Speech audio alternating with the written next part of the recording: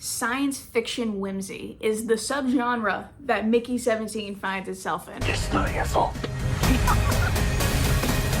This is a fight to the death. And I love it. I'm a big sci-fi fan, and I love the fact that you can create anything in these kinds of worlds, right? You just need a little bit of explanation and you're there. But there's also a sterility to it. A lot of our sci-fi films are really based on that 2001 Space Odyssey, which is phenomenal. But I love it when we blur the lines, when we tweak it just a little bit. And that's what Bong Joon-ho and Robert Pattinson do here together. They made me work my ass off, giving me one shitty mission after another.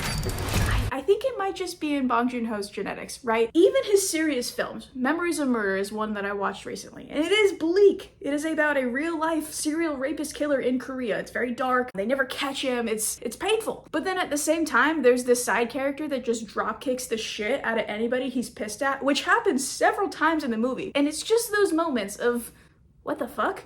That, like, breathes just a little something different into it. Think about it, right? He just won all of the Academy Awards for Parasite. And they said, hey dude, what do you want to make? I'll write you a check, whatever you need. And he said, you know what? I want Robert Pattinson to die over and over again. And here we are. I knew minimally going in. I knew that Robert Pattinson died a lot, and I knew that he might be in a love triangle with himself. So he's this expendable. It really harks in on this society that does not give a fuck about its people.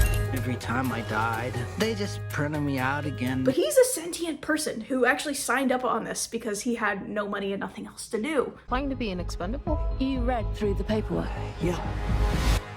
I should have read through it. Yikes. Bleak Earth scenario for sure. And despite the fact that his body is being reprinted out of like food scraps and human waste, he still finds love. There's this romantic element to it that makes it really feel human. To get into this movie, you have to buckle in. You have to commit to the bit because you have this camera-loving dictator with really bad veneers. The ship was filled with mostly dickheads.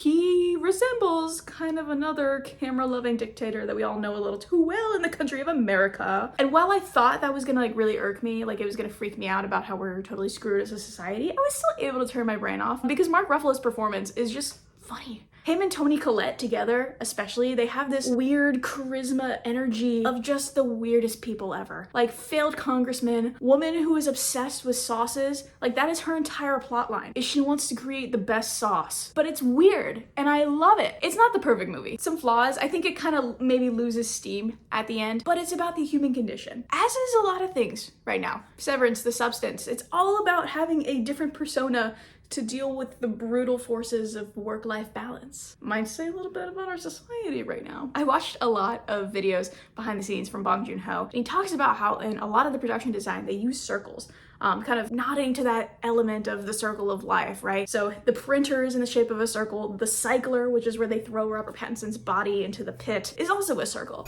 See you tomorrow. I think ultimately Robert Pattinson is the best here. He creates a very weird version of himself. He said that he was channeling Steve-O from Jackass in his voice. On Earth, nothing was working out, and I wanted to get the hell out of there. It's something. He's wimpy, he's pathetic, and I eat it up. Juxtapose that to his 18 version. We have this totally kind of psychopathic version of himself that are now beefing it against each other. So having to buy into this character is something that our pad makes so easy for you that you don't have to worry about it. You're just like, okay, this is real. He also has a lot of physical comedy elements to it. Like the way he just carries himself is so Three Stooges. A lot of people will talk about Naomi Ackie, and I think that she is like a really good heartbeat for this film. She kind of keeps it all together. She's a strong, badass woman. I wish we had explored her a little more, if I'm being honest. Like, I liked her, but I wanted more to grab onto. Because you know what, for me, the real heart of this film is that creeper. The creeper colony. The creeper, I don't know, society. The creeper society. That was what I was here for. They are so fucking cute. They remind me of my dog because my dog has very short legs and she's also cute. There's themes of colonialism and, you know, who are the real aliens and human alien rights, stuff like that. I took all these notes and I think I'm definitely going off topic here, but that's okay.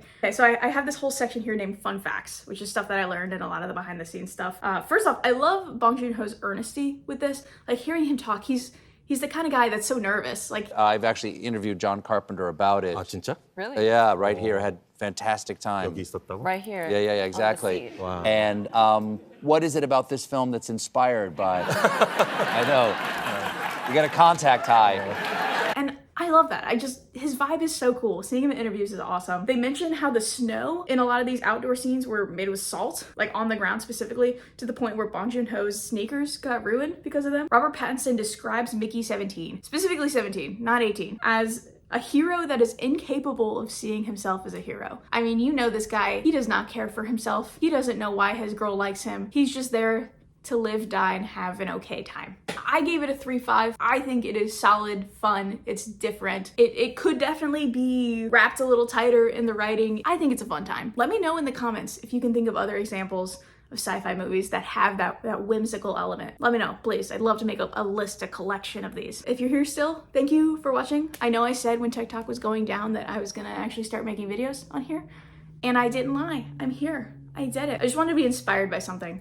And I thought Mickey 17 did a good job inspiring me. Let me know what you want to hear about next. Yeah, bye guys.